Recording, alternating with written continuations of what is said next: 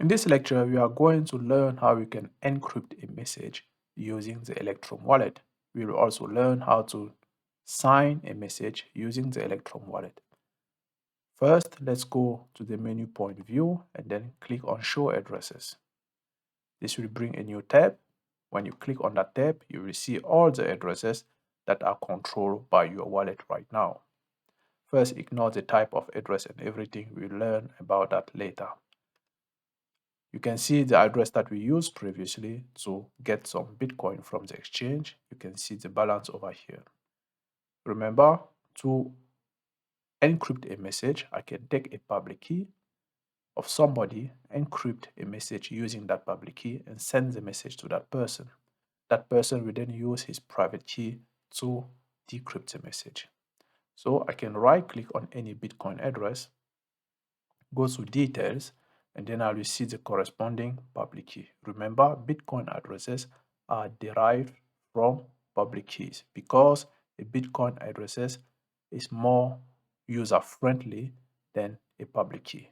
As you can see, your wallet knows which public key was used to create which Bitcoin address. Therefore, if you want to encrypt a message, you can simply right click on a given address, go to Encrypt and Decrypt Message. Now it will automatically pull the corresponding public key. Now you can enter the message, let's say hello world, and then encrypt that. And if you compare this workflow to the previous lecture that we had, you can see that we took a public key and then we encrypted a message with that. Now, if you send that message to somebody else, then that person needs a private key to be able to decrypt the message. But because I'm doing all of this on my own, the only thing that I can do is to remove the message, for example, and try to decrypt it. I have to enter a password because I encrypted my wallet files, and each time I must access my keys, it asks for a password.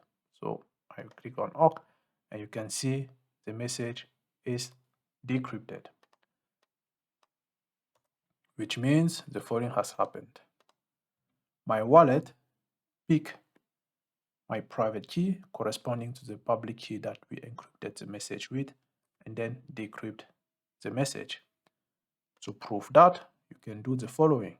You can go ahead, copy the message, for example, close this, pick up the second address, for example, and go to encrypt and decrypt the message, and then enter the message. What we are trying to do right now, we are trying to decrypt the message with a private key that was not used to encrypt the message. What is really happening here is that the wallet, knowing the public key, will go into its internal database and find the corresponding private key, and then use that private key to decrypt the message. Remember, you cannot derive the private key from the public key. The wallet is able to do that because all those keys are stored in the wallet database. It's not calculating the private key based on the public key. So if I now try to decrypt this, it will not work. It will say I've used a wrong password or something like that. And you can see invalid password. This has nothing to do with my password. What this is saying is that the private key corresponding to this public key cannot decrypt this message. So the only way to decrypt this message is by either providing the private key that was used to encrypt the message, or you can enter the public key that was used and the wallet will find the corresponding private key and then decrypt the message. So what I can do, I can go over here, remove this, and then enter the correct public key. I think it was this one. And if I do decrypt now, you can see the message, hello world.